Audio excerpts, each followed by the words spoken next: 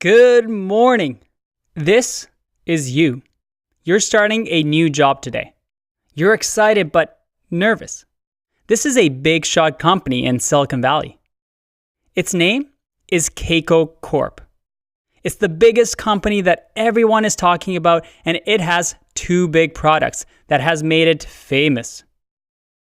One is a RoboFriends app. Everyone is collecting these robots, and it's hotter than Pokemon Go.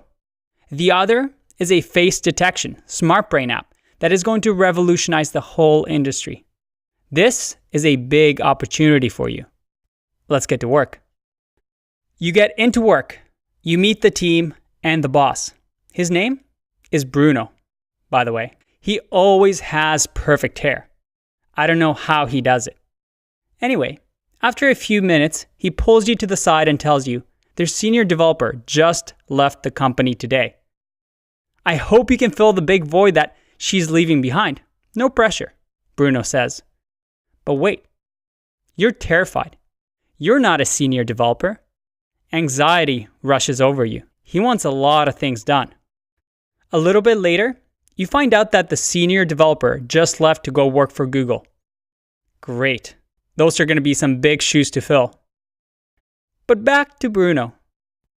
Bruno says that there's quite a few things he would like to do with the company. And he wants your help. And as a matter of fact, you look confident and smart. And he wants you to take the lead on their projects. There's a pile of tasks that he would like you to complete to really make Keiko Corp the best software development company. So let the adventure begin. Okay, back to me. Sure, the story may seem silly, but this course is designed to mimic real-life scenarios. In each section, you're going to learn something new that is considered a hard topic for a junior developer.